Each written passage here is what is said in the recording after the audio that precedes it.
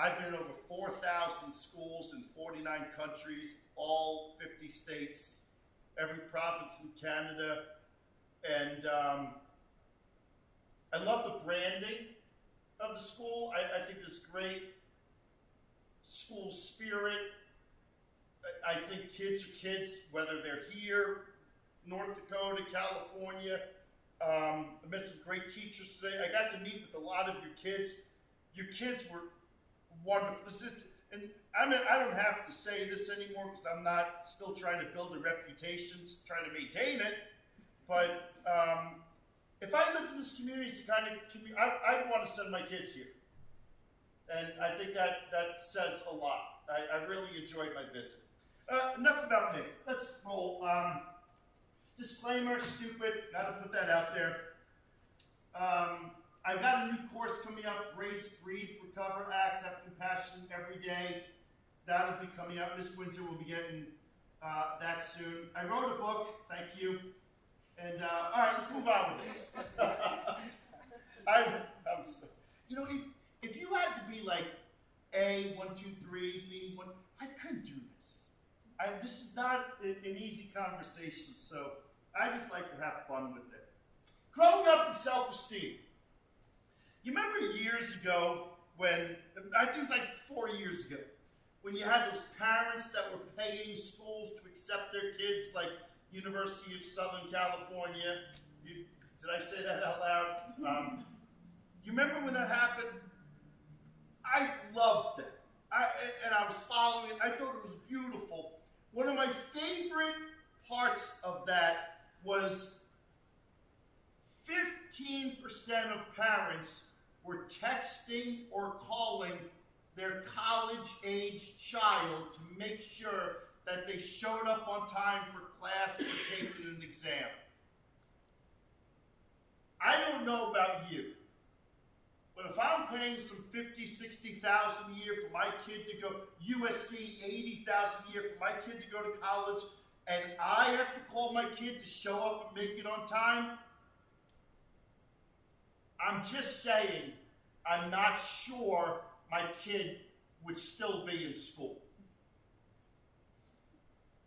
Recently, I was in Indiana, and in one of my parent programs, a professor at Purdue University showed up, and the professor was telling me that that day, just before Christmas break, 3 kids overslept their final exam, and the parents and the kids were calling and emailing, and I'm sorry, can I make this up? And so I said to the press, what did you do? Gave them zeros. I was like, oh my gosh. But I loved it. But you can't do that today. The point I'm trying to make is,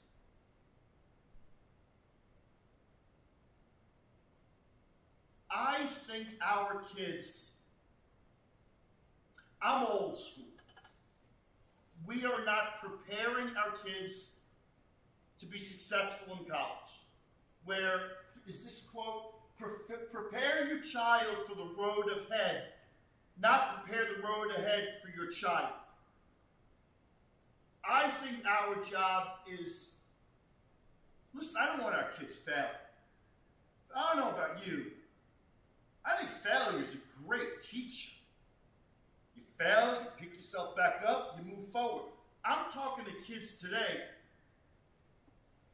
I'm talking to this one girl, she's in 8th grade,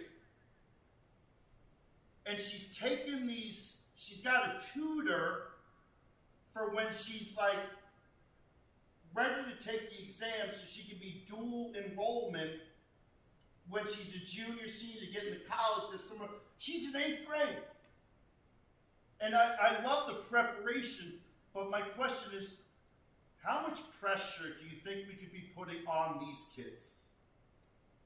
Where they think that they have to be perfect. And there's no room for making mistakes or failure. Listen, I think failure is a great teacher, like I said, but you fail forward. You make a mistake, oh man, darn, shouldn't have done that. Pick yourself up, you learn from it, and you continue going. I think having to figure out life and not be perfect builds self-esteem. I think when you have to go through life and everything's done for you and it's easier for you, I don't think kids will learn. And if you ask me, my 30 years doing this, people will ask, Jeff, if we have to give kids one thing, what would that one thing be? I say self-esteem. And like many of you probably, we tell our kids, hey, you're smart, you can do it, I believe in you. You got to work hard, but you can do it. And what we think is we believe in our kids more than our kids are believing in themselves. And so what do? So my question to you is, what do you think you can do to help your child have that self-value, that self-esteem, that they can get through any challenge that they're facing? We cannot continue to do the work for them. Something to think about. All right. Why is this important?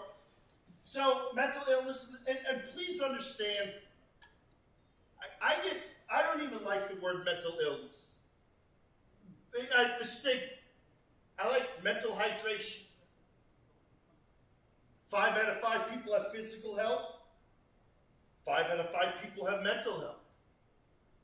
You know, you look at the game last night. I don't know if any of you watched it, but man, Georgia just ran all over TCU.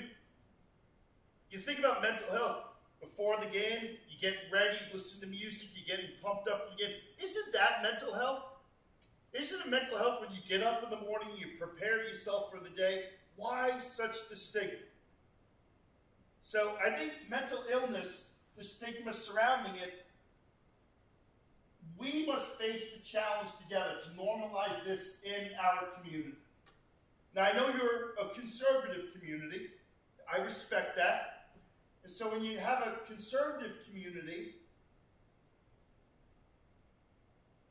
I think there's a lot more, I don't necessarily believe in mental illness, or I don't know what to do, so I'm not going to do anything, or we think more about the church. I don't want to change what you think. I will say this. I think there's a place between the church and mental health. I don't think the church should come into mental health. I don't think mental health should necessarily come into the church. I think God is great. I've got my strong faith, but I see a lot of people saying, let's pray about this. Let's turn it over to God. That's your choice. But mental illness today with young people, here's what you're dealing with. Our kids are overwhelmed. Our kids are stressed. Their anxiety, crazy. Lack of coping skills, lack of problem-solving skills. I do believe the family unit needs to come back together. Parents today are parenting on the back end when our parents need to get back on the front end so they don't have to recover on the back end. In the next decade, we're going to see a 31% increase in teen suicide and drug and alcohol-related deaths. Now, I'll tell you where you might start to see it and agree with it. You ever go to an Applebee's or Chili's or Texas Roadhouse, and you see like a family sitting around the table, then you got like a couple kids, and there's the one little kid, and they're on their devices, the little kid's on mom's phone or Chromebook or whatever. It shuts the kid up. Now, but then down the road, you try and take that device away from your kid. You ever try and, any of you have kids? Stupid question, I know, right? I'm sorry for those of you that do. You ever try and take your device away from your child? That's like taking candy from a baby. In the first 24 hours, that kid is going through like withdrawals. And then 24 hours later, the kid's like, Mom, let's bake! And you're like, what the heck happened? All of a sudden, the kid went through withdrawals, and now it's like, I feel free. I'm not on anymore. We were talking about this today. We're blaming a lot of what these kids are going through because of COVID. I don't disagree that COVID has had something to do with it, but I think we're neglecting the fact that around 2012, our devices started to become more mainstream in everything that we're doing. Our devices, if your child spends 4 to 5 hours a day on their device, they're 70% more likely to have major depression in their life. If you go out to California and Silicon Valley, where all the technology's coming, you've got all of these executives that are taking their phones away from the kids and trying to go back to giving them the flip phones because they realize the effect that this dopamine is having on their kids. And so we've given them this technology, but we haven't been responsible in the consequences of what this does. The brain doesn't mature until it's about 24, 25 years old. One of the conversations we're having today, I don't think we should diagnose kids. This is the worst thing you can do is label a child. And the brain is developed. What can we do to treat the symptoms? But when you think about what that dopamine effect is doing, they're on the device. I want more, I want more, I want more, I want more. And they're comparing themselves to everything that they see out there. So I think COVID hasn't been good with isolation. I think also a phone is leading us more into it, and we'll talk about that. But the challenge is all of us together. Research clearly shows that better outcomes result when mental health problems are identified and addressed early. My favorite conversation, we had 600 kids in the gym today. They were outstanding. Even the middle school kids. I don't like middle school. That's like the armpit of education. And I get, did your kids tell you that I said I hate them? Oh, they did. High school. Yeah, no, I love them. I mean, I told the middle school kids I hate them today. They were so awesome. It's just, they smell. And you can't have serious conversations with them. I mean, you say boobs and everyone's like, but I didn't say that. They were, I was really impressed. When you put that many kids in the gym and the bleachers, it's a nightmare. But they were great. I don't know why I'm going on this tangent. Oh, the assembly was great. I love the one-on-one conversations. Because I look at it like, here I am with the 14-year-old, the 15, 16-year-old. We're talking about mental health. And I'm like, if you could learn about you and how you tick at this age, I think that's more important than getting A's and B's. I think it's important. But I'd rather them figure themselves out now and understand the importance of mental health than when they're our age, 40, 50, 60. It's manifested for all these years. Then it comes out. They could have children, careers. It can ruin everything. So I want to encourage you. Have these conversations with them. Our kids they're resilient. When I was out at the University of Idaho and Clarkston High School, they brought me out for 3 days, Clarkston High School. And the administration and the counselors, there's the car accident with 2 girls, the 2 suicides, another suicide from prior. They struggled. Like, Jeff, we're struggling. We don't know how to go on day to day to day. Kids were amazing.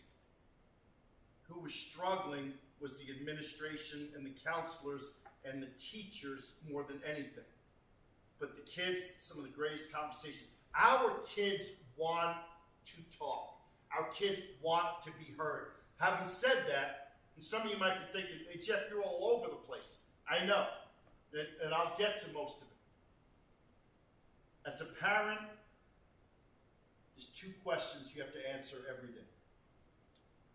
I shared this with the teachers. Number 1, can I trust you? Number 2, do you care about me? And you might be thinking, well, that's kind of dumb, Jeff. I'm their parent. Of course they know that that they can trust me, that I care about them?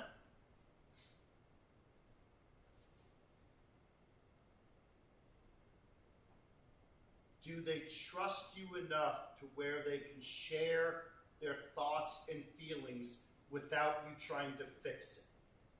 Without you judging them, without you self-diagnosing it? Do they trust you enough and know that you care enough that if they come to you, you're going to validate their thoughts and feelings? That you're going to listen without thinking of how you're going to respond? That is what I think is important. And when you can answer those two questions, I think you can have them being comfortable coming to talk to you. And compassionate listening, I think, is a beautiful thing. Here's one of the things that I like to do. You kids come in, we're talking. Are you venting and you want me to listen? Because I can do that. Are you venting and do you want my opinion? Now, you know, rarely do they want your opinion. But the more they know that you're willing to just sit and listen without responding, then all of a sudden they're going to start saying, well, Mom, Dad, what would you do? Now, I know you have experience, wisdom. Dr. Stephen Covey says, and I love this, his book, 7 Habits of Highly Effective People. Seek first to understand, then to be understood. Growing up as a teenager today, it's harder than it's ever been. Parenting is harder than it's ever been. Teaching, I think, is harder than it's ever been. And I tell this to our kids. Listen, what would it look like if you tried to understand where your parents are coming from before you expect them to try and understand where you're coming from? And I want to say that to you. What would it look like for you to try and understand where your child is coming from, how they're growing up today, before you expect them to understand your point of view on this? It's all conversation, communication. I know you know best, but they don't want to hear it until they know that you're willing to just hold space where you're not trying to fix it for them. Clear connection between mental health and academic, also athletic performance. That's what I want to talk about. So when your kids come, they want to talk. There's 3 circles here. So I want you to pay attention when you get to that middle part. Your child might come forward, and I sit there. So, hey, what gives me the honor to have this moment to talk to you? I like to sit there. I like to be on the same level. I don't want to be dad. I don't want to be the authority figure. I just want to create space. Me, you, me. Let's have a conversation. I have learned so much as I've gotten older. I don't yell unless I'm speaking. Then I can get crazy. But when I'm sitting with your kids, it's like to sit back, and I learned so much from them. We just have a conversation. Here's what your kids tell me. I don't have friends. They feel like they don't have any meaningful relationships. When you and I were growing up, we'd go home from school, or after sports, we'd go play kickball, kick the can, climb the fence, climb the tree, beat up the neighbor. Life was great. That was a joke, beat up the neighbor. Our kids today, a couple weeks ago, I'm in, I think, Minnesota. The junior class, not one child was involved in all the junior class. Not one kid was involved in theater, school sports, FFA, clubs, community activity. Not one junior. I ain't never seen that. I met one kid out there, kid 6'6" in 9th grade. I'm like, you play basketball? I'm a basketball fan. No. I said, why? It's why in 4th grade, I suck at basketball. I'm like, in 4th grade? Yeah, I just never wanted to play again. Like in 4th grade, I asked a girl out. She said no. You think that I went the rest of my life not asking a girl out? Our kid, 4th grade, oh, I'm terrible. I'm never going to do anything the rest of my life. They think one failure, I can't do it anymore. Self-esteem. Again, I think we need to keep pushing them to be the best that they can be. Perfection doesn't exist, never has, never will. I feel alone. I don't have friends. Again, look at the device. Our devices are rapidly becoming the connection to the world. I think our devices should be used with boundaries. I think parents need to know how much time they're spending on their devices, what they're doing on their devices. And I'll tell you something else. If you take your kid's Snapface account away, good. I'll tell you what, they have another account you know nothing about. And you think you're taking the device away, oh good, they can't get out? Yes, they can, because they'll go on their friend's phone and get on their account that way. I don't think taking the device away, when you take it away, you're taking away their childhood. This is how they're growing up. I think you should manage it, balance. Remember when we were growing up? Homework, you sit down at the dining room table. You sit down at the dining room table, you do your homework. I spent a lot of time. Take the device away, make them sit at the dining room table, finish their homework. Schools are not giving your kid an overabundance of schoolwork. Your kids are struggling with time management. And that's a result of being on their device.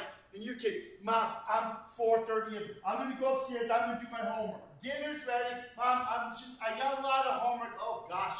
I am so proud of my son or daughter. They've been up there 7 hours doing homework. Oh, golly. Your kid hasn't been up there for 7 hours doing homework. They've been up there for 6 hours and 45 minutes on Insta and Snapchat and TikTok, and they haven't been doing homework. So, I'm alone, which represents a belief on the part of your child they don't have meaningful relationships. Now, the other part, they feel like they're a disappointment. I had one young man today, nice young man, handsome young man, spoke very well. Couldn't stop crying because he made a decision that he was a child, kid.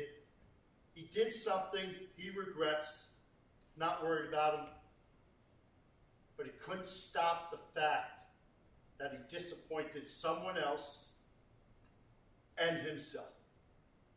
Kids feel like they're disappointing themselves, to you, teachers, to friends. And then they don't want to be a burden.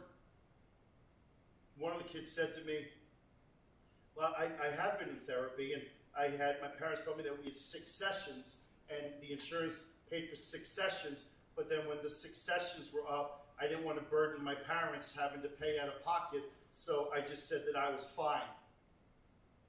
But yet she's going home tonight wanting to end her life.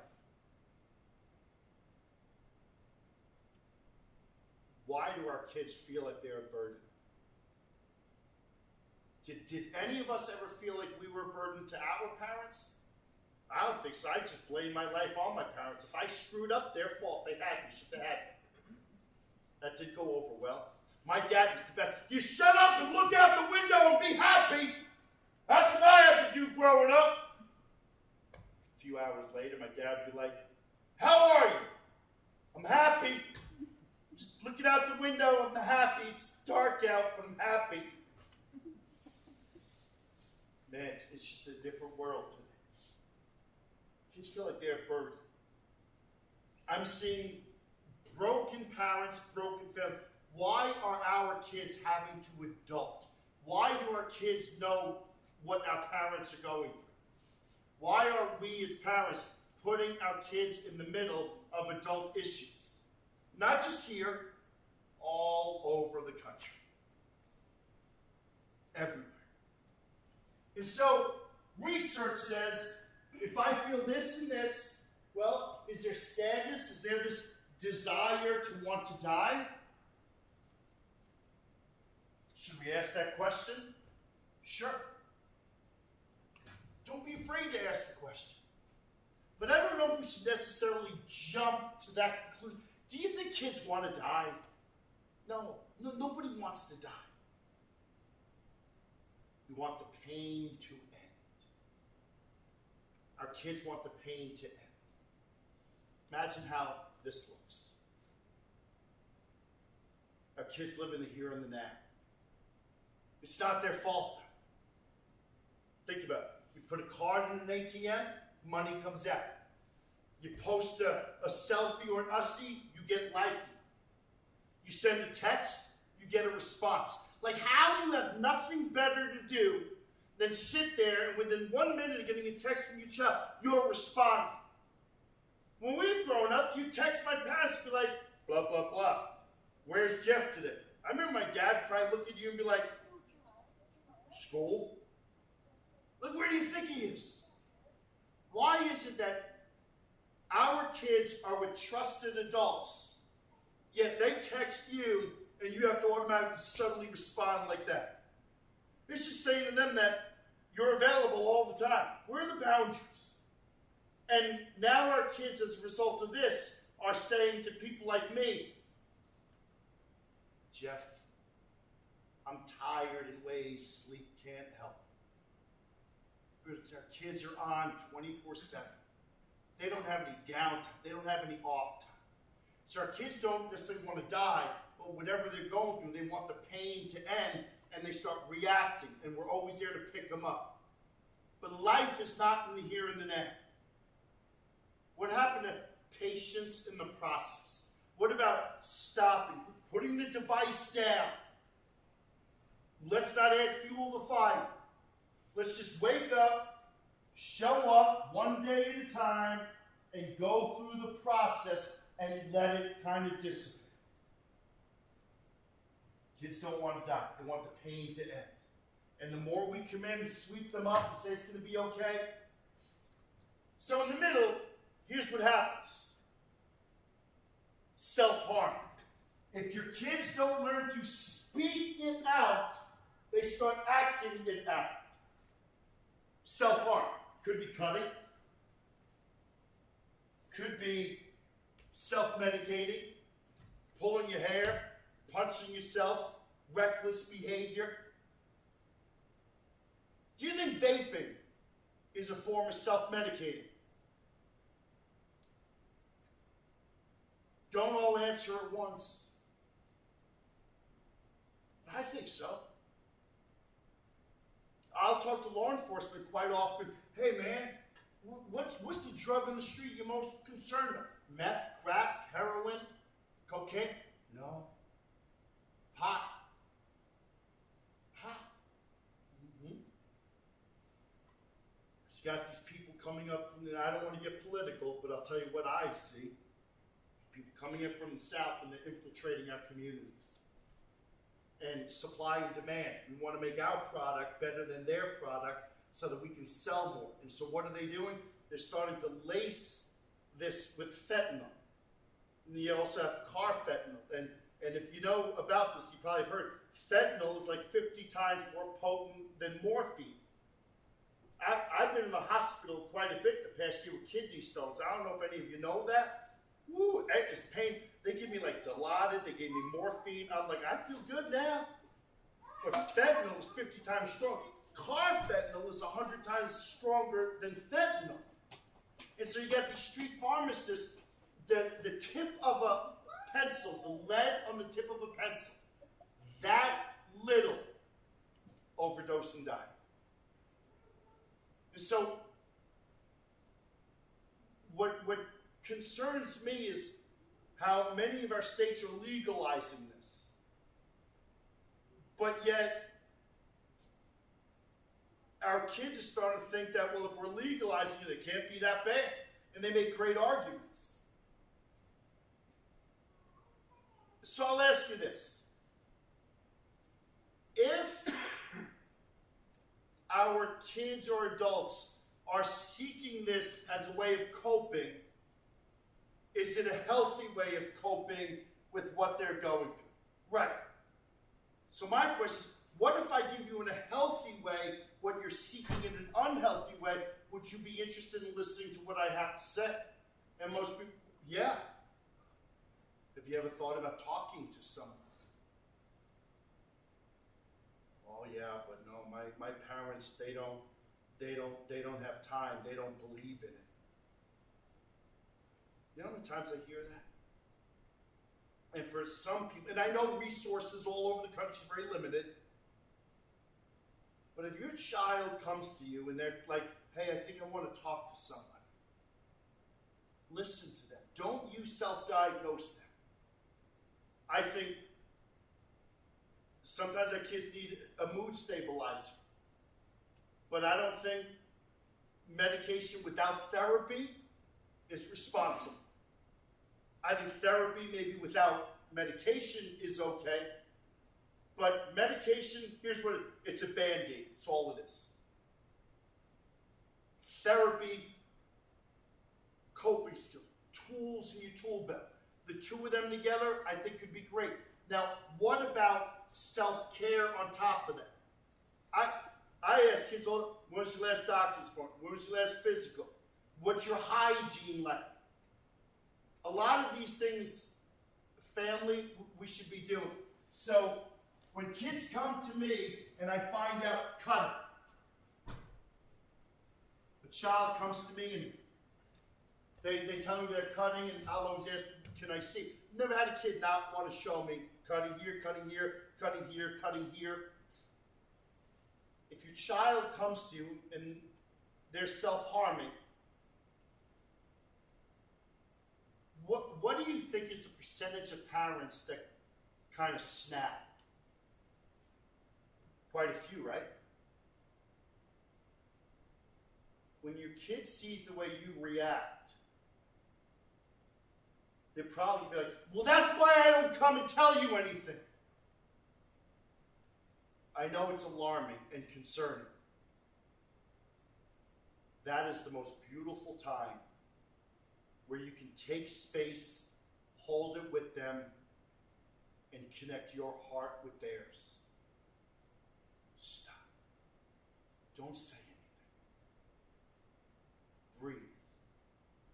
Because I'll tell you what, when a child comes to me and they're showing self-harm, I actually like it. Here's why. The child wants help. They don't know how to go about it. They want to feel. That's good. It's when the child doesn't want to feel, I call that growing up dead. I don't like that. They want to feel. They're taking it upon themselves.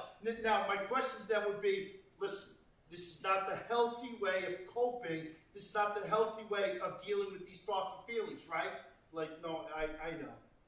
And that's what I'm saying. If I can give you in a healthy way what you are doing in an unhealthy, would you be? And that's when I get into that conversation that it's okay to not be okay, but it's not okay to not be okay and not do something about it. And that's when you really get in that conversation. But if I react, if you react, they're going to withdraw further. So when I see this, I'm like, hey man, we're good. We are so good.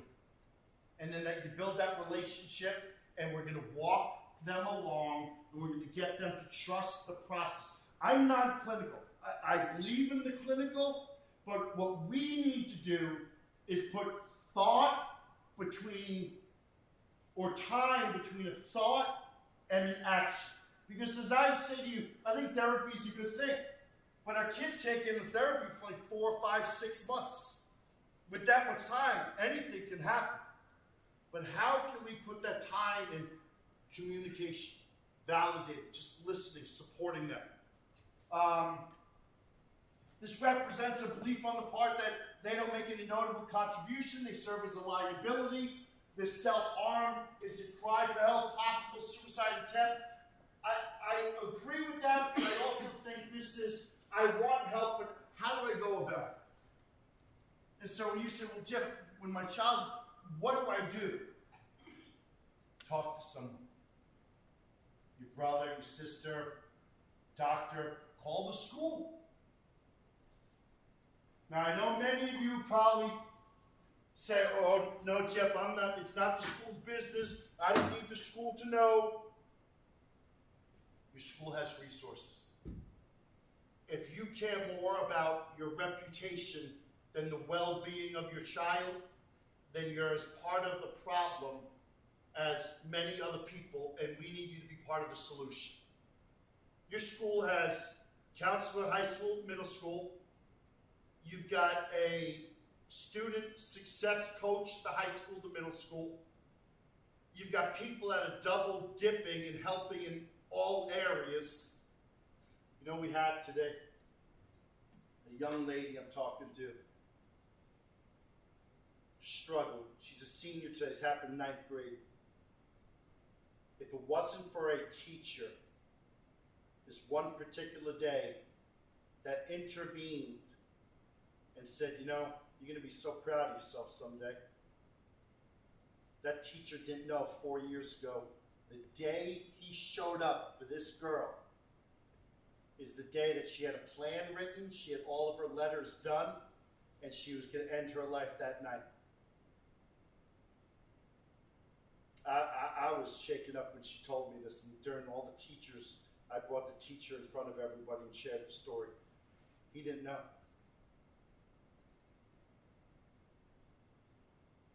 How many of you think that maybe you're going home tonight and your child might be thinking about wanting to end their life? Over silly stuff like my grades or the expectation is so high.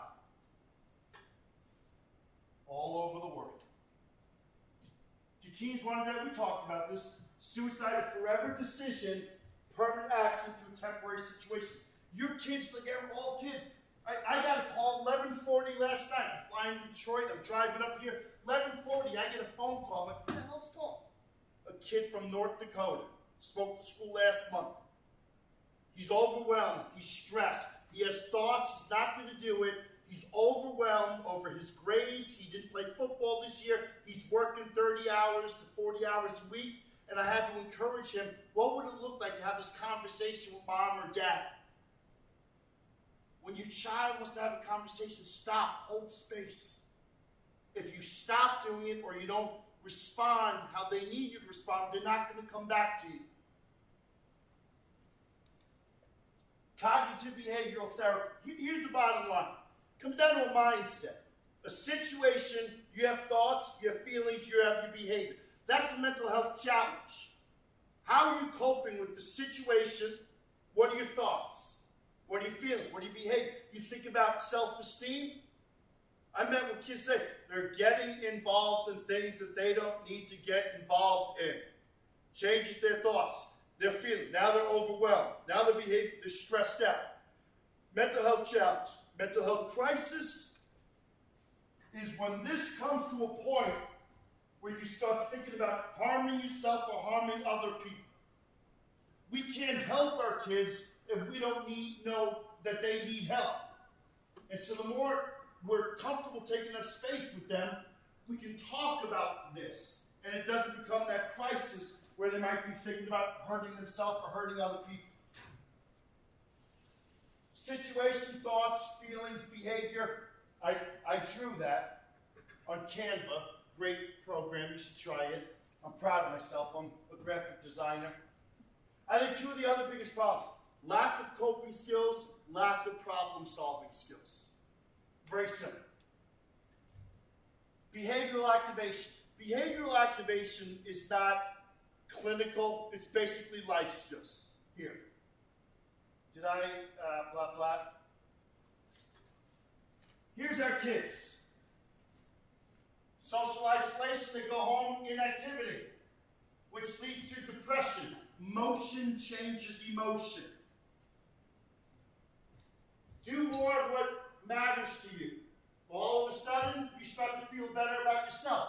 Very simple thing here. Don't do this. Do more of this. I think we have to push our kids to get out of their comfort zone. COVID, our devices, it's so easy to get comfortable just being comfortable and not wanting to do anything. Kids are too young. Get out and go be a kid.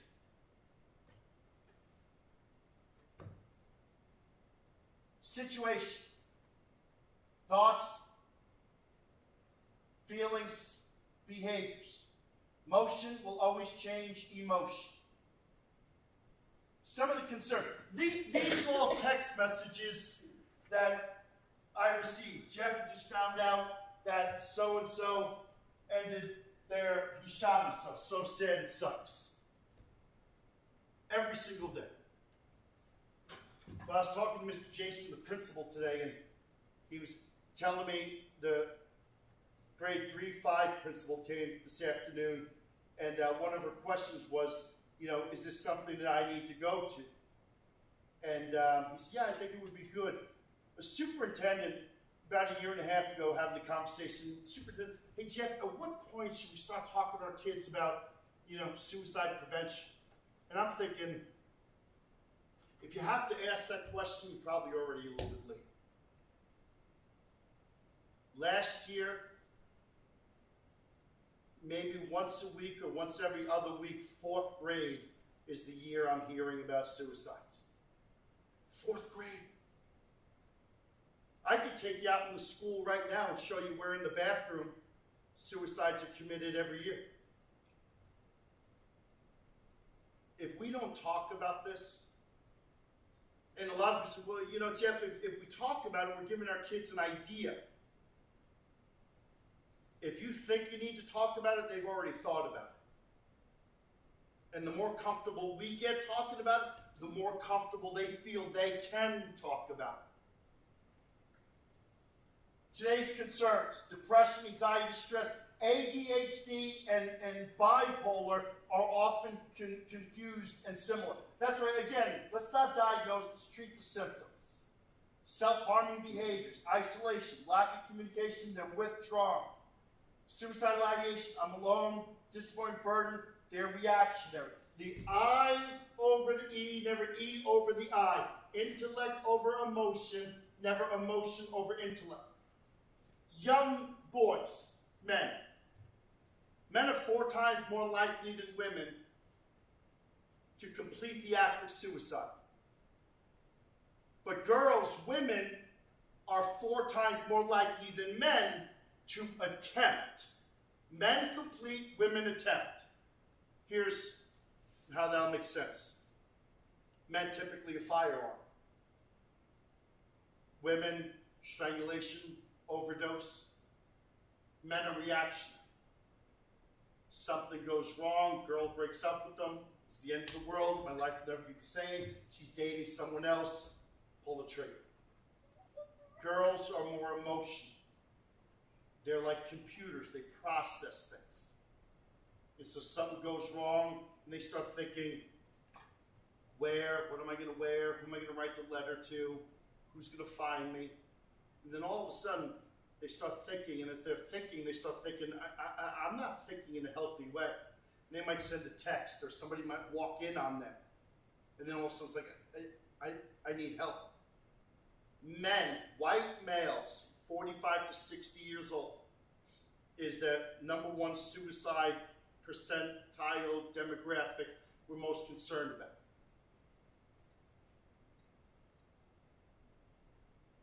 The CDC did some research. Dr. Anthony Crosby, I did a conference with him. We're flying back to the East Coast together, and he shared this with me. White males 45 to 60.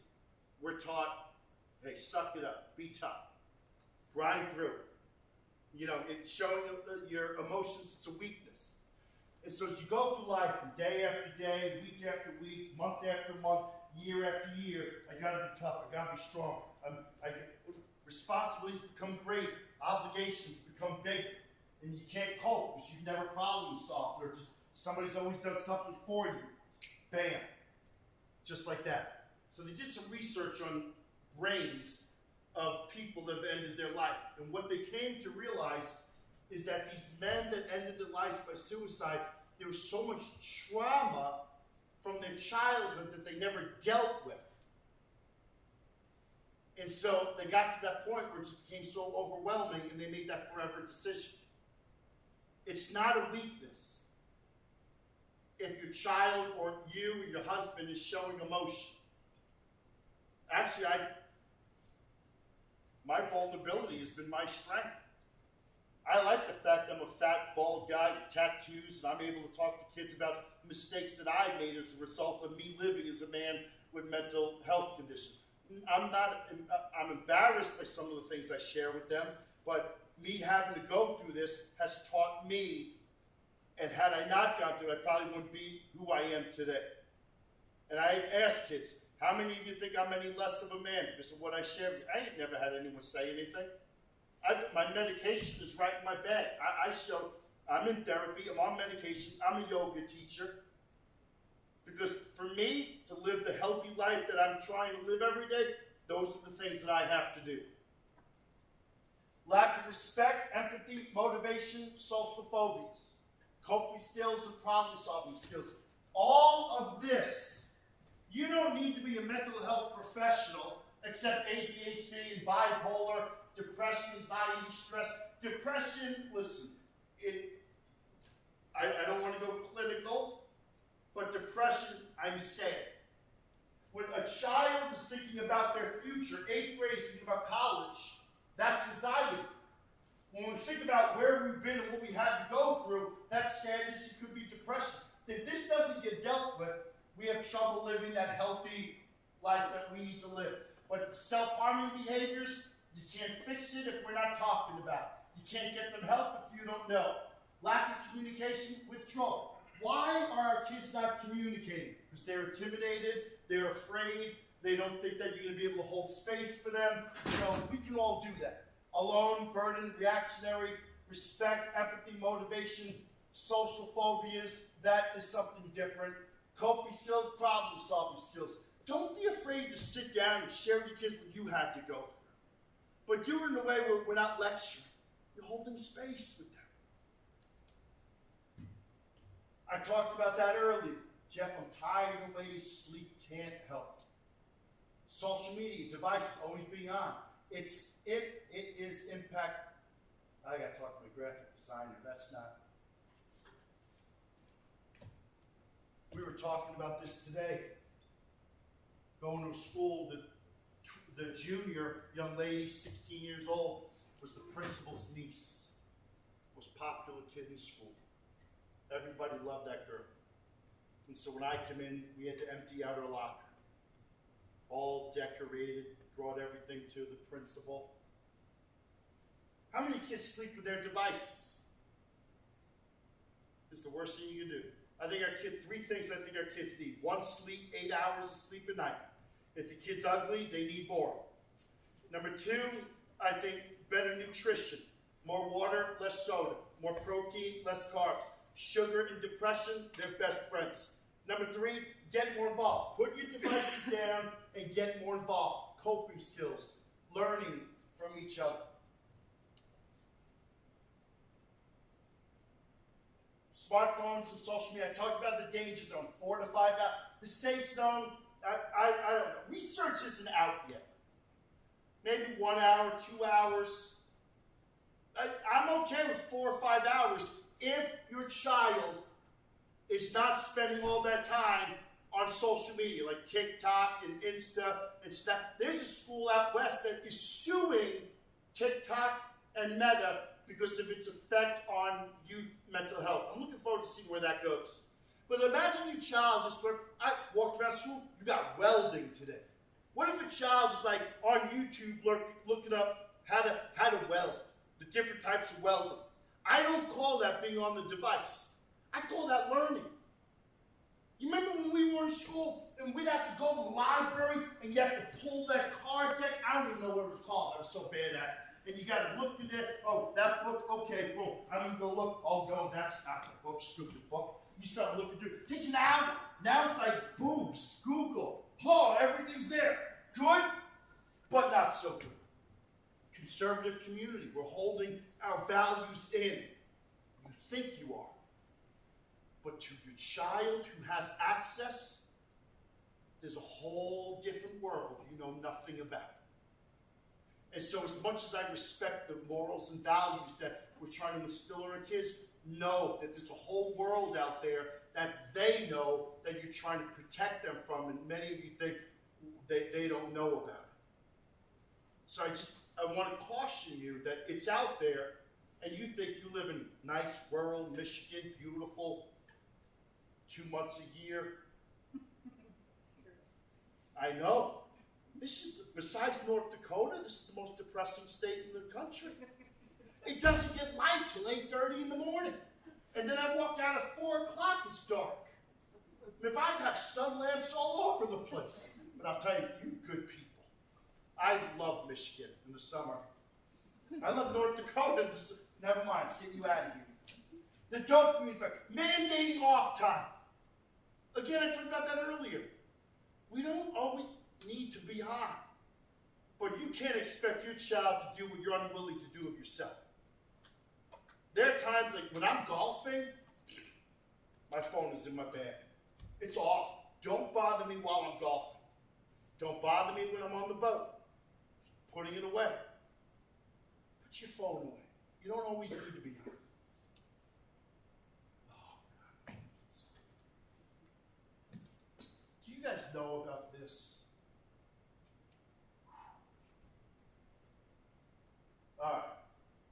Meet Me, Bumble, AskFM, WhatsApp, Lively, Grindr. I have a friend who does forensics for the Florida State Police. Her son in 8th grade was on Grindr. Her son was meeting truck drivers at a rest stop and having sex with them in their cabs. 8th grade. This is the most disgusting, the stories that I heard. How is an 8th grader meeting in Connecticut? Off 95, people were meeting by Grindr in a rest area and having relations. It's weird. WhatsApp, a messaging app that allows text, video calls, photo sharing, voicemails with users worldwide. Meet Me, a dating social media app, connects people based on location. Users are encouraged to meet in person. I don't even like my family. And yet people are saying, let's meet in person. I don't want to meet someone I don't know. I don't have time. Oh, Lord, don't get me started. Oh, Live.me, a live streaming app that uses geolocation to share videos. Users can earn coins to pay minors for photos. Want to hear something weird? You have kids in your school that are probably making more money than some of your teachers. You want to know how? Selling pictures of their feet. Crazy. Or pictures of their body.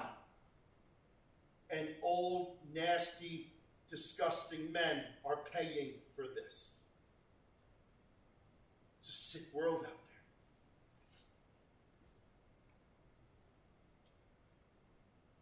there. TikTok, Snapface. Snapchat was first for sexting. TikTok, have any of you been on TikTok? I swore I would never get on. And now it's just so stupid I cannot get on. It's women. Why do some women get on there and be like, I'm single? Do you think I'll be single? My ex-husband tells me that I'll be single, no one will ever like me, but do I look good? And then people are like, oh yeah. Girls, high school girls will post a picture. They can post a picture. Within 3 months, 75,000 likes. This is the world that we live in. Holla, self-proclaimed addicting video chat app lets users meet people in seconds. This is the best. Calculator Plus. You know what I like about it? Genius. You know those Apple phones, iWatches? Calculator app. Nobody will touch that. Why? 5 out of 4 people have trouble with math. Who's going to get on their watch to do math? Not you. Behind the calculator app, for many of them, that's where they store their files. Pictures of girls, pictures of boys. Remember when we grew up, we used to trade baseball cards? Kids are trading pictures. Like, I don't understand how a 15-year-old girl is going to have a 15-year-old boy say, hey, send me a picture. Because, okay. You think the boys can be like, no. But now, here's what's scary. Teacher will see, oh, they're left. Let me see your phone. If a teacher sees child pornography on that phone, in many states, the teacher can now be brought up as level 3 sex offender. And now, I'm not going to look at it. I'm taking it right to the administration. Administration, they can't, you know what? It's out of my hands. You as a parent can't, listen, I'll take care of it. Turn right over to school resource officer to the police. Texas just passed a law. Not only can your child be brought up as a level 3 sex offender, but so can the parents. How scary is that? But imagine this. Whose phone is it? It's your phone. They might be using it, but it's your name that's on it. And so I'm not necessarily saying this because I want to scare you, but I'm saying this because I need you to know their passwords. And there's a lot of apps out there. You can follow your kids. If there's, I know schools have that. If there's certain keywords that they put on their Chromebooks, it's filtered right to the school. They react to it right away. You need to know that with their personal cell phones. Kids can easily create an account at a different age. Snapchat, talk about, blah, blah, blah. Hot or not, dumb, kick, I don't know. Badoo, dumb do. App's supposed to be used for adults only, but teens are creating their own accounts. Whisper, and this is about a year old. I mean, this is probably all different with so many more apps we can put up there. You have to know, and the moment one of these becomes I'm a professional speaker. The moment one of those becomes whatever, you know what I'm talking about, another one shows up. Suicide is very... I got in trouble with this one recently. A teacher ended their life by suicide up in Vermont, athletic director. And suicide is very rarely the cause of one thing. But one thing could certainly be the straw that breaks the camel's back. Mr. Jason was telling me that you guys had a speaker come not too long ago, and apparently this speaker maybe lost their child, and the speaker made reference to 95% of suicides is undiagnosed mental illness. They say that 90% of suicides are because of mental illness, such as depression, but it's not necessarily undiagnosed. Could be diagnosed, could be undiagnosed. Again, let's not diagnose them. If they get help, suicide is the most preventable form of death. And it doesn't mean this is a mental illness. Being overwhelmed, 6 out of 10, that's now a diagnosable mental illness. But anxiety, it's in the DSM. Stress isn't yet. Depression, yeah. But it could be dysthymia, which is a very low-level depression that's often untreated, because if we don't hear from you, we don't know to look into it. So I think it's important to understand a child can be struggling with their anxiety, their stress, they're overwhelmed, but they're suppressing it, they're not talking about it, and it manifests, and then when something happens, all of a sudden, they can make a forever decision. Suicide very rarely the cause of one thing. I will tell you this, though, too. A lot of times, Jeff, we didn't know. There were no signs. You don't see the signs if you're not looking for the signs. But when you really dive into it, suicide didn't just come up then. It's been being thought about for a long time before. But remember, thoughts are thoughts. Like an arm is an arm, leg is a leg. Thoughts are just thoughts. Feelings, deeper, more personal. If I don't feel like I can share my feelings, it's going to be suppressed, manifest, it'll explode at some point. Bullying, cyberbullying, none of that came up today, which I was thrilled about. I don't like, why can't we just be nice people? I would never want this for your child. Two biggest challenges. Schools do have a zero tolerance policy. Kids are mean. One of the hard conversations, me doing this up here, here's what's I think needs to be fixed in the government. Your kids can go online, create a fake account, as you can see here. Ben Shapiro's left nut. That's not someone's name. That's a fake account. The school in Wisconsin, a couple kids didn't like me, a couple teachers didn't like me.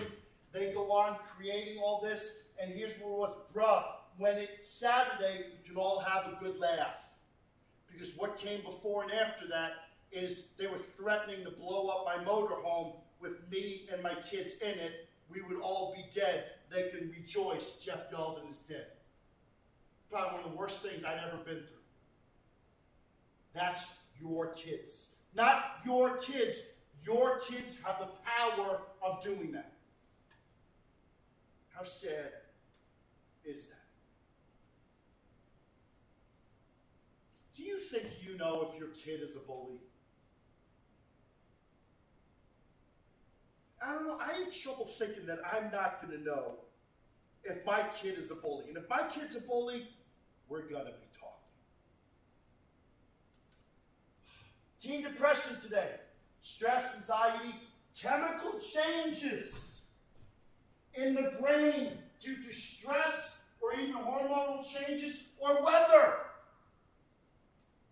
Some of the foods, no matter how it occurs, it's important to get help restoring the brain's chemical balance, self-care, as prolonged depression can lead to self-destructive behaviors.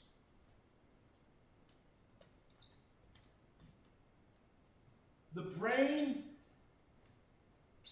can be rewired. I'm out in Indiana a couple weeks ago. 2 nights before I got there, in 11th grade, I made a forever decision. And so I'm like, I think we should cancel. We ended up going with it, but it was volunteer. About 280 kids in school, about 180 kids came in the auditorium. First thing I did, took the microphone, we did meditation for about 5 minutes. And I just encouraged them to close your eyes or soft gaze. And I wanted to give them a gift of time to just breathe.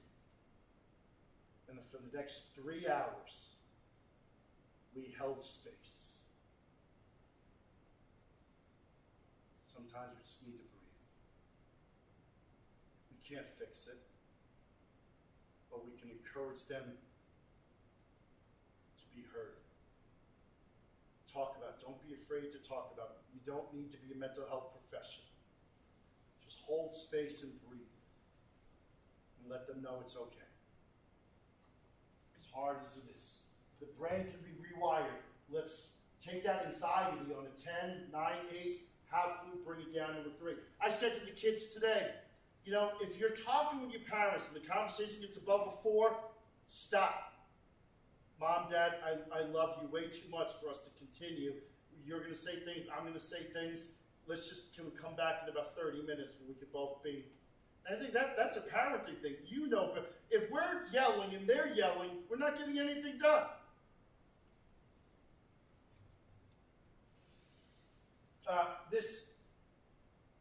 Legally, I have to put this out there.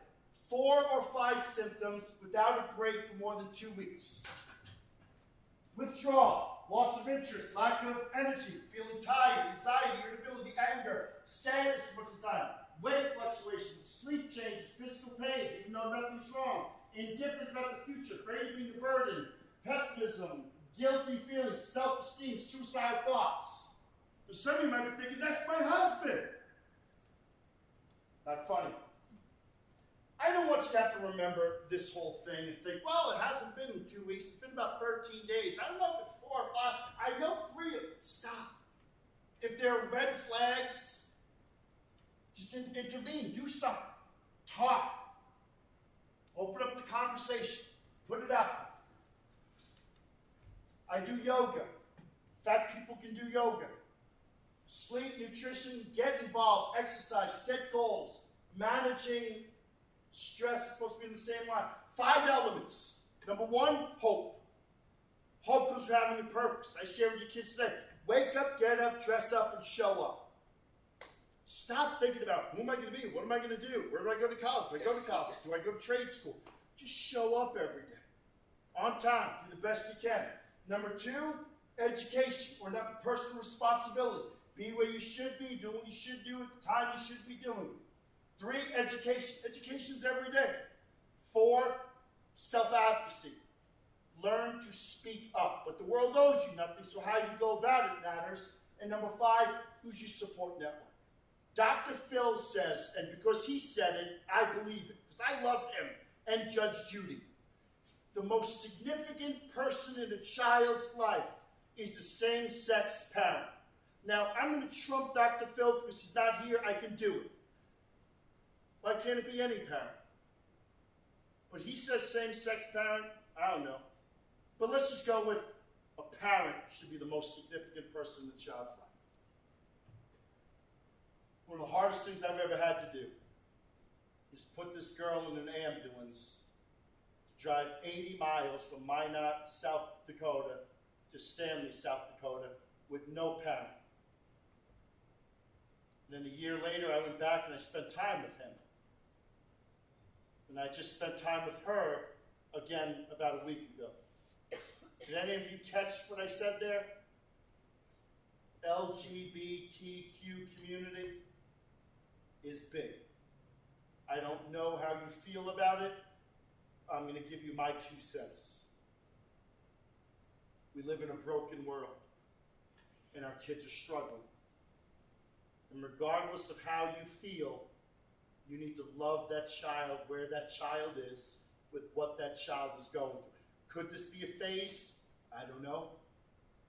But I'll tell you, in my career, I have met with many kids where I had to talk to them about how to talk to their parents. And I can tell you about many of these kids who have gone through sex changes medically, surgically, and they're doing incredible now. I have my beliefs, you have yours, but one thing I'm proud of, I've loved and cared about them where they are. And you think about self-esteem, they want that unconditional, they need that unconditional love and support. Now, it's getting to a point where, have you had furries yet? No. There are schools now where kids are going to them and asking them if they can now put litter boxes in the bathrooms. I'm struggling with that.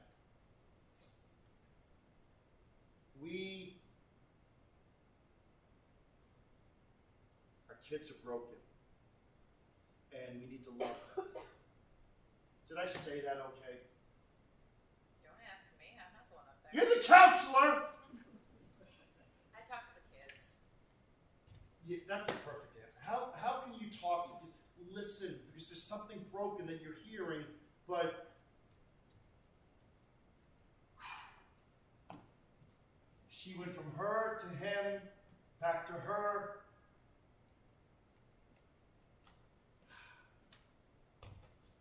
I think our kids are amazing. I know they're hurting. We're done. Any questions? No? Good. Thank you. Are there any? I'll stick around. We went for a long time. Thank you for coming. If anybody has any questions, I'll be happy to answer them. Did I say something that you didn't like? Probably. Tell me. I learned best by you. It was a pleasure. I'm not concerned about your kids. Polite, respectful. I had a great day. A lot of kids came forward, wanted to chat. Nothing I'm concerned about. Does anybody have any questions? You must be the quietest audience I've ever had to talk to. And I'm serious. Are you guys okay?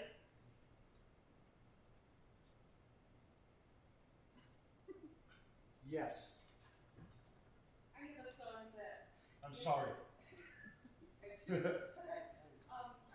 son seems to have a group of, he had 4 friends in the past few years that have tried to commit suicide or have just reached out for help. How can I help my son deal with his friends when it comes to what do I do? The last one over Christmas break, seminar, I suggested to the group that call the hotline. And they wanted them to get the person to call the hotline. But that's really hard. When they're in that state of mind, they like teenage that they keep not call. So they wanted them to call the police department and have them do a well check. And they were frustrated. And I just had college counseling courses and all. So I'm frustrated because I see him struggle so hard. And it puts so much anxiety on him because he wants to help his friends. He had 3 of his friends have been very bad accidents in the past year. So he's been dealing with that also. And he says, Mom, I can't afford losing my friends. Let me make sure I get this right. Great question. The question was, she has a son who has had 4 friends over the past such time make an attempt, and a couple friends die in a car accident. And his question is, Mom, I can't afford to lose anybody. Mom, how do I help them? What do I do when they come forward? Does that basically sum up? Make sure I answer this. That's a lot of burden to be placed on your son. And I'm glad that you brought this up. And I applaud you and you for bringing this conversation to school. We need to teach our kids that not only are you going through this, but your peers are going through it. Our peers are not reaching out, but they take it upon you, like don't tell anybody. What they're essentially doing is they're asking for help by going through their friends. They don't realize the burden they're placing on them. And so your son's responsibility is to see something, you say something, you know something, you do something, but then that goes against their friends. Their friends might, oh my gosh, I can't believe you told on me. Your son, his name does not have to be mentioned when Miss Auden maybe reaches out. That's one of the biggest issues that we're dealing with, is friends got to be able to help friends. Friends got to be able to know what to say to their friends for them to feel comfortable asking for help. What can you do? I have a saying, when I'm talking on telehealth with some of my clients, I'm not afraid to say, your lack of motivation is making it very difficult for me to want to work with you. I like to say, listen, it's okay to not be okay, but what are you going to do about it? I want your son or anyone else to have, because you don't want to have that compassion fatigue where you're carrying the weight of the world. If somebody is hurting, talk to someone. Adults are not the enemy. I want your son to be able to say to them, hey, listen, I'm here to support you. If you need to vent, I'd like to listen. But at the end of the day, what are you going to do about it? And if you're going to come to me, don't expect me to be quiet. Because if I'm concerned about you, I'm going to tell somebody. I want you to be proud of your son, and I know you are. And I want you to hug him, because there's a reason why people are coming to him, and he feels that he wants to help, but it's a lot of burden to be placed on him. Did I say everything okay? That was a great response. It was? Yeah, it's like you've done this before. Damn. I would just add, one thing that I a lot is, you know, we've talked about stigma. There's a lot of stigma about coming to the counselor's office, right? Like, I feel like I'm pretty cool, but there's something about walking in my office and the thought of their peers seeing them walk in my office. Well, what's their problem? What's their issue? Why do they have to go talk to Miss Windsor? What's going on?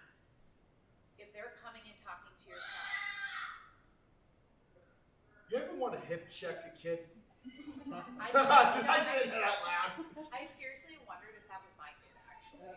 Who I have stashed in my office right now watching Paw Patrol. So, like, anyway. No, but I will typically encourage them, if their friend is uncomfortable coming to talk to me, they can always offer to come with them and do a soft handoff. I love soft handoffs. One, because they've shared information with your child or with you or with their classroom teacher already. And how uncomfortable is it that they have to completely regurgitate all of that information to me again, who they do not have a relationship with. So if they have a relationship with your child, he is definitely allowed to say, yo, this is above my pay grade. Let's go talk to Miss Windsor, but don't worry, because I'm going with you, right? Like, I will be there with you. I'm not leaving you out to dry. I want you to know that I care about you, but I also want to make sure that you get the help you need. And we can do that. We can do that together, right? And these kids, they don't have a lot of meaningful relationships, but if they have one, we want to foster that. But we also want to foster it in a healthy way with balance. We talked to a young man today who is a kid who just gives of himself to everybody else, but he just kept saying, but whenever I talk to them about my stuff, they find something better to do, and they all kind of like disperse. They want to dump on me, but I'm not allowed to then talk about the issues that I have, right? It's a one-sided conversation. We don't ever want that to happen. So have him kind of open that door and do that soft handoff with me, and that way I can establish that relationship and I can check in with those kids. And then when they know that I'm on their side, hopefully they won't feel the need to dump on him all the time. And that frees them up to enjoy being kids and enjoying their relationship and their friendship in the way that they should, right? That shouldn't be what's consuming their time together. They should be out racing cars and lighting things on fire or something, whatever high school boys do. That's worse than when I said beat up the neighbor. Is it? But yeah, that's my, and it's the same thing that I tell our teachers. If a kid discloses to you that they're going through something, do not brush them off and call the counselor and be like, hey, I'm sending this kid down. That is the worst thing that you could do, because it's, I don't have time for you, so I'm going to send you down to Miss Windsor. They chose you for a reason. They trust you. They know you care about them. Foster that relationship and walk with them. Bring them to me. I want to be a part of it, but I don't want to. It's really weird when they just get like dumped in my office and they're like, so I hear you're having a tough time. How's it going? We got to have that really uncomfortable conversation of not only establishing a relationship, but then also talking about really difficult things like right off the bat. It's weird and it's awkward. So, yeah, send them down. Like, even if they came as a group, I've met with 3, 4, 5 kids. I have couples that come to my office, boyfriend and girlfriend, that come down and they want to talk through things. They need some place where they both feel heard and somebody can mediate. I mean, couples counseling doesn't start when you're 40 and you're going through a divorce. Like, if they can learn those communication skills when they're 17 and 18, think about how much healthier their relationships are going to be down the road when they know how to communicate and to listen without responding immediately or getting defensive.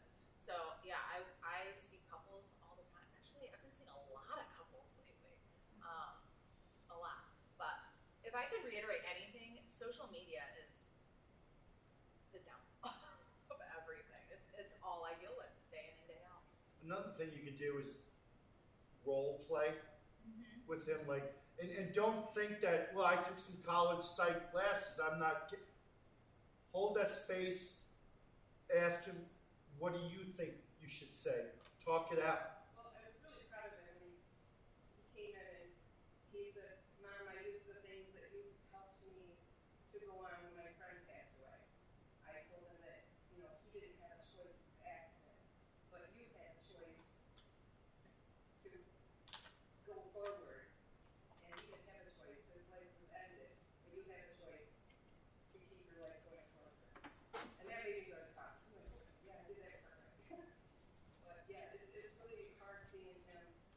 struggled losing sleep, and you know, he finally just said, "Mom, I'm going through so much," and I just trying to reach out for how can I help him help others, you know. So many of our kids they use it. I'm going through so much. I've got so much going on. So, way more than we had. I look at some kids, I'm just thankful you showed up. Yeah, great question, thank you. Anybody else? Anybody want to add anything? You know, there was one thing that you and I talked about today, Jeff. We were discussing, and you kind of brought it up a couple of times, especially during our professional development today, that you don't have to be a medical or a mental health professional to be a compassionate listener. And we had a conversation when we were walking around, and I was talking about grad school and getting my counseling degree and all of that. But that honestly, being immersed in the school or being present with your kids is more education than I ever got in grad school, because we're so behind. Their lives are changing at such a rapid pace now, so much faster than they were when we were kids. And I don't think I'm that old, but like my childhood is night and day different from what they're experiencing. That no matter how hard we try, what I learned to do as a school counselor in graduate school is already outdated, right? Like the information that I was given just 3 years ago is already behind the times. We didn't talk about social media, not once in grad school did we talk about social media and the effects of social media on mental health. 3 years ago, like just prior to COVID. COVID hit my last year of grad school, and we never had that conversation. So, you know, we put a lot of stock in those fancy letters that go after our name and how many do we have, but there's nothing more valuable than just having the conversations with them and asking them questions. And there's a lot to be said when kids know that we don't always know the answer, that we're willing to admit that we don't know. And I tell them all the time, they ask me, well, what would you do? I'm like, I don't know. I didn't have to go through that when I was 17. Are you kidding me? Like, that's wild to me. But let's talk it out.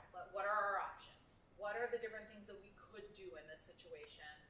I'll brainstorm with you. Let's storyboard it. I don't know. Like we work it out, because there is no way that we are all going to have the answers. And you know, the day that we tell them that and we start being able to say, I really don't know, but can you help me understand? I really don't know because I never went through this, but can you explain to me what's going on?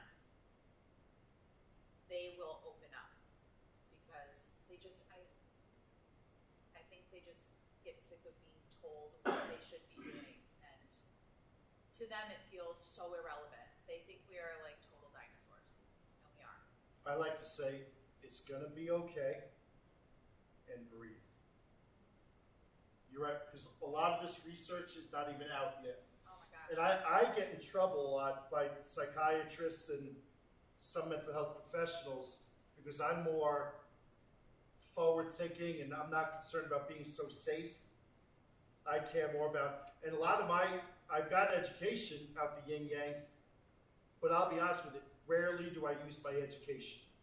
All of my experience has been in the schools, working with counselors, teachers, administrators, and a lot of times, breathe, it's gonna be okay.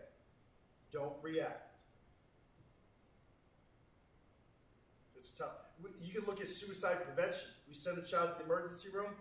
85% of people in an emergency room are not qualified to do a suicide assessment. Your teachers are more qualified. Here's why. They might know the child.